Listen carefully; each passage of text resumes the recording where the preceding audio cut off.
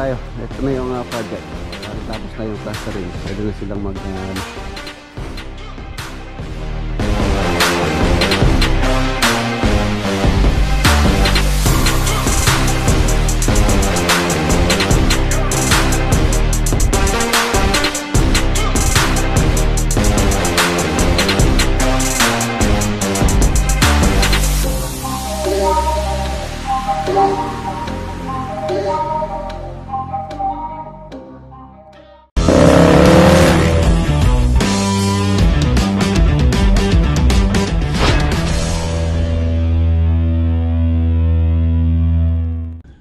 Good morning, December 17. Ayan, ilang tulog na lang ba? 25, 17, 8 days na lang po, Pasko na. Tapos Christmas party sa December 23. Ayan, lakad natin ngayon mga boss. Pupunta po tayo ng Bulacan project. Update po tayo doon na magkano na. Nag-roofing framing na po sila doon. Tapos continue lang yung papaplastering. Bago umalis, bibili ko ng tiles tong mga gumagawa rito. Dalawa lang naman sila dito, si Anthony tsaka si Jerwin. Itong project ni Mrs. dito, ayun na. Ito. Go continue to. Ito tiles na rin to. Nilagyan ko po kasi siya dito yan ng allowance para sa tiles, halos 1.5 cm para hindi ganun kakapal yung mortar na ilalagay. Halos ano lang, tile adhesive na lang yung gagamitin. Ayan. Paisan board po yan, 12mm. Tulad nito, ganyan po kapal yung ginamit kong pang side jam, kaya pwede po siyang i-tiles. Tulad ng ginagawa natin sa mga second floor na bahay na kung steel frame yung gagamitin. So, mas better na ganito po yung nilagay nyo. 12mm or 18mm. Pero yung 18mm, mabigat po masyado yon. So, itong 12mm, pwede na po yan. Basta yung spacing nyo, at least maximum of 16 cm. 16 inches or 40 cm. Yun po yung pinaka-maximum. Kung gusto nyo mas matibay, sa gawin yung 30 cm or 1 foot. Pero to 16, hindi ang inano ko. Okay na po yung 16 din. Titingnan ng tiles dito. Kung wala nang ganito, at least humawig lang para hindi lalayo yung design niya. Para maayos na rin po yan. Maayos ko lang itong dito. Mga gamit dito. Tapos ito, tiles din po ito. Pwede ding tiles to. Kagandahan dito mga boss, mas matibay siya kumpara sa plywood na lababo. Ano po ito? Paisan board, yung sabihin semento, tapos metal frame. So kahit mabasa yan, hindi po siya masisira. Hindi katulad ng plywood, kung plywood yung inyong pinaka frame. Steel frame naman to, bakal. Ang gusto kong gamitin dito, ang binabala kong gamitin pala is 60 by 120 na tiles or 2 feet by 4 feet. Siguro kakain to hanggang 3 pirasong tiles. 3 kasama or 4 kasama na tong kanyang splashboard or backsplash yan. Halos nasa 20 cm yung kanyang backsplash. So tingnan natin, makakita ko ng gagamitin yung pang tiles dito bago ako umalis puntang Bulacan. Maaga pa naman. Tara, para matiles nila to. Ayan, nandito na tayo. Dito sa Maribeles. Maribeles, ano po ito? Maribeles Time Center, hindi po Maribeles Bataan. Dito sa Barangay San Bartolome, Santa Ana, Pampanga. Dito marami din pong tiles na makikita nyo or pagpipilian. Tara, tingin tayo. Yun lang. Ayan mga boss, wala. Siguro mamaya na lang ako titingin sa San Fernando. Doon ko po kasi binili yun, sa San Fernando, Pampanga. Dito, wala sila. Hindi naman pwedeng ilagay natin yung kahit man lang sana kahawig ng tiles na yun. Sata, mamaya na lang tayo bibili siguro pagkatapos natin sa Bulacan. pauwi. Diretso tayo ng San Fernando, Pampanga. So let's go, balik tayo.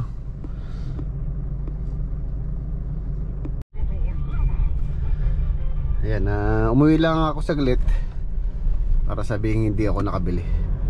So mamaya na lang tayo bibili siguro pagka uwi. So tara, let's go. Sa Bulacan po tayo. Bale si Ramiro, yung welder natin dito, dinala ko na rin doon para mapabilis yung paggawa ng bubong doon. Para sana bago magpasko matapos yung framing, para sa balik natin sa bubong na. Sa palagi ko matatapos naman po yun, dahil hindi naman po ganun ka yung kadetalye yung bubong na gagawin namin doon. Napaka basic lang ng bubong niya, hindi siya mabusising gawin. So let's go, sa Plaridel, Bulacan po tayo. Shoutout kay Tatay Florito, tsaka kay Nanay Belen, tsaka kay Sir Carlo and Ma'am Claudine.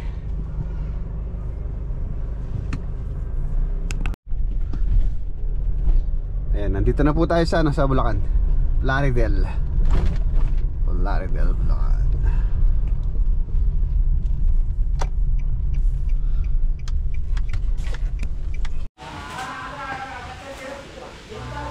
Ayan na mga boss, nandito na tayo. Ito na yung project.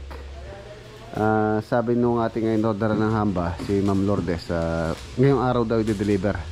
So pagka na-deliver ngayon, baka bukas ipadala ko na po dito para ma-install na. Ayan, medyo nahuli na yung hamba natin. Yan din dito. Nahirapan po, daw po sila din sa paghanap nung 8 feet.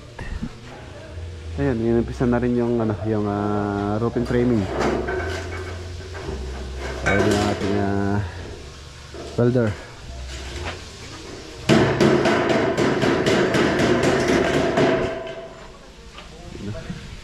Plastering na, tapos pagka natapos na yung plastering, pwede na silang kantuhan yung mga opening ng mga bintana. Tapos pwede na rin ceiling framing. Habang may nagbububong, may nagsisiling.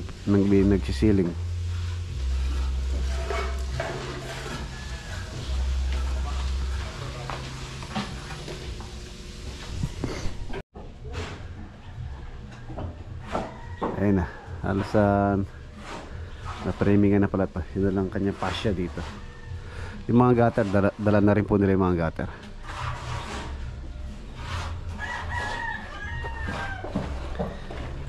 Lanay.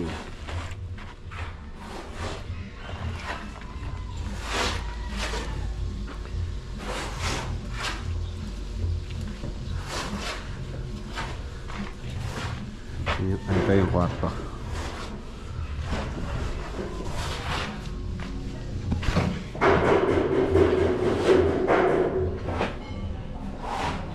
Okay na ito CR. Common CR. Dito yung kanyang vanity. Lababo.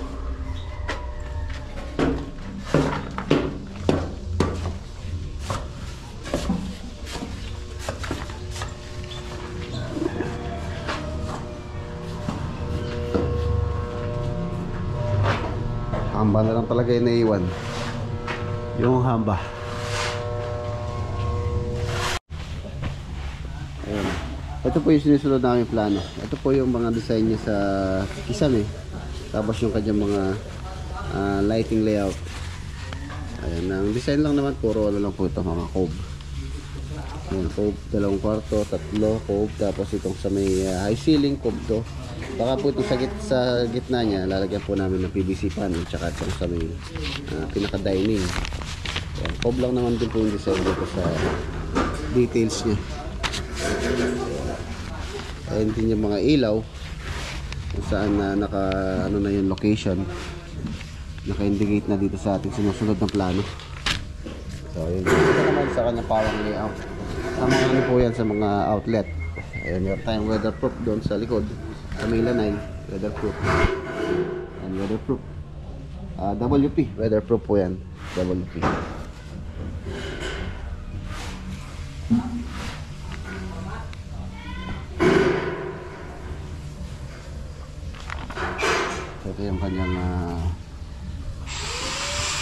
bubong kung saan yung slope ng tubig. Ito dito, tapos doon.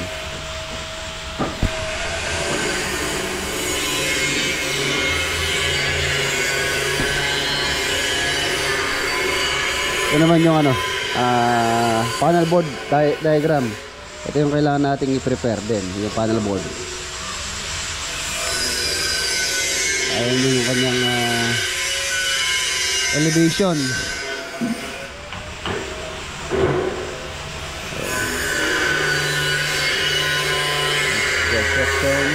Section. Kasi yung schedule of windows. Ayan, ito pala yung ano natin.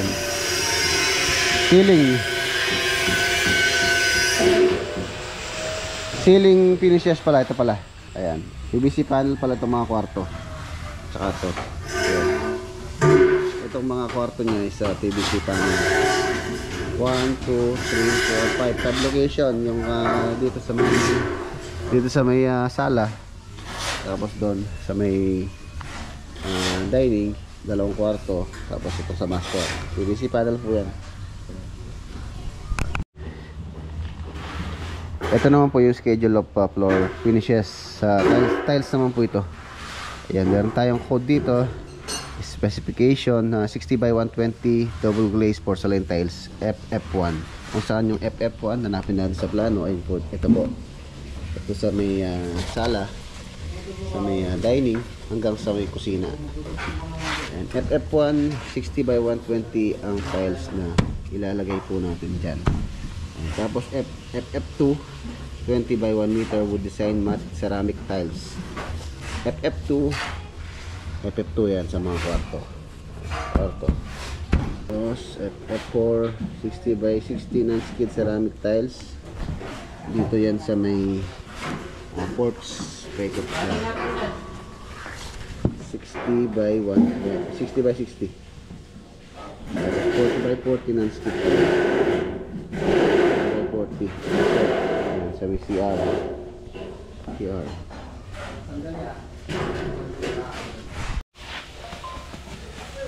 Ito na rin yung ano mga boss, insulation double. Double 10 mm na double face po yan para presko yung bahay. Ang wala na lang po dito yero. Ang yero nito sa perspective or ang kulay nya brown, chocolate brown. Nasa owner na kung anong gusto nilang ilagay na yero dyan. Pero yung ating gutter tsaka yung mga bended accessories, flashing gutter, stainless.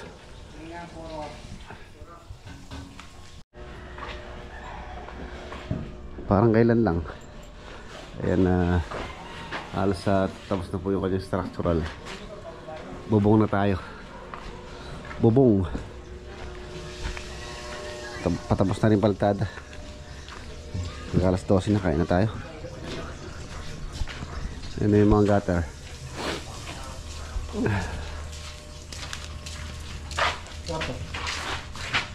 Puti itong bangus. Hindi mo na tinanggal lang ng kaliskis mong sanin, no?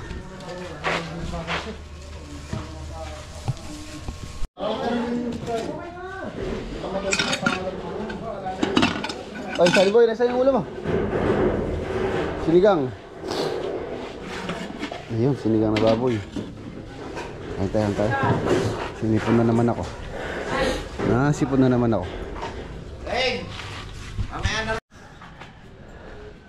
Ayan na mga boss, iwan na po natin sila. Medyo sumama yung pakiramdam ko. Sinipon ako, kahapon hindi naman ako sinisipon. Kanina lang po umaga to.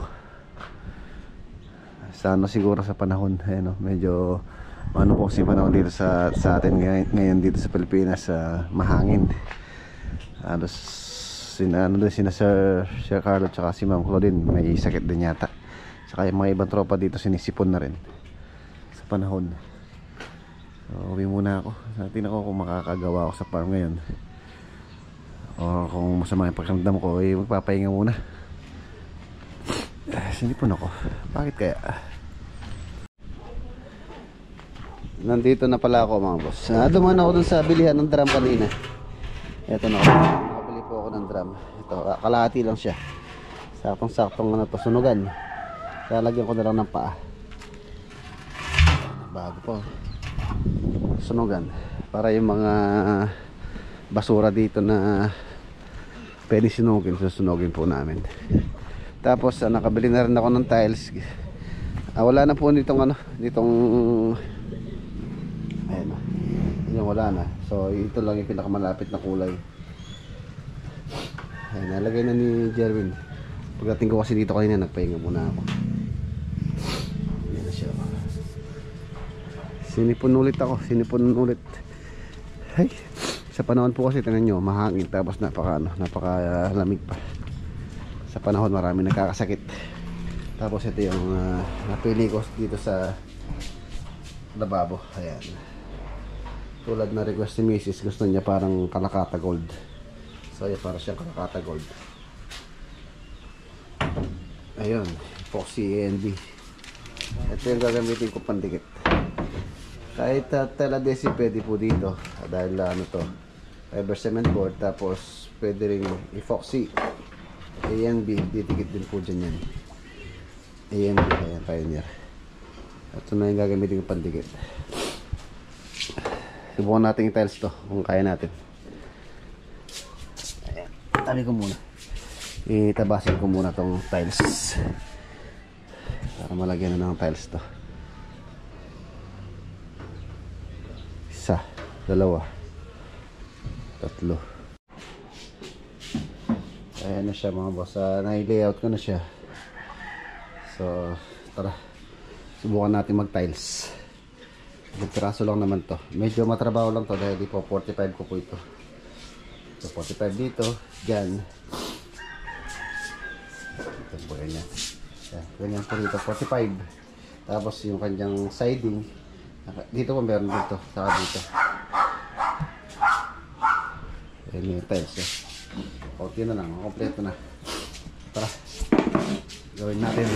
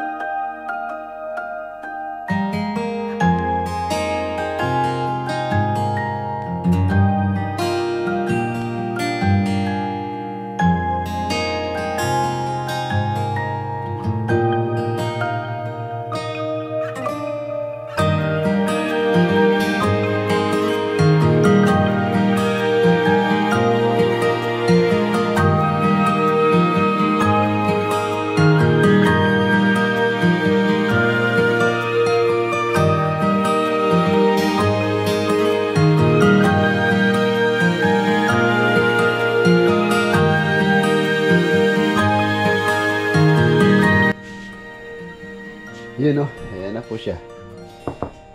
Okay na yung kanyang top mga boss. Hindi ko na po natapos or matatapos yung kanyang siding. Medyo matrabaho po kasi itong siding na to. Kakat tayo ng at least 3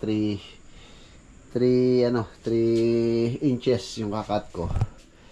Medyo mapurol din yung talim nung grinder, yung pantabas. Ano siya, marami na chip, mapurol na. Tsaka medyo madilim. So at least natapos ko po itong top nya. Ayan na, ilagay ko na. Epoxy ANB po ang pinandikit ko dyan. Ayan o. Bukas to yun na yan. Tsaka ako na lang bubutasan yung ano po, yung kanyang sink. Ayan. Ayan. Natuyo na bukas. Ayan na siya. Medyo matrabaho po ito. Itong pagpo-45 dito.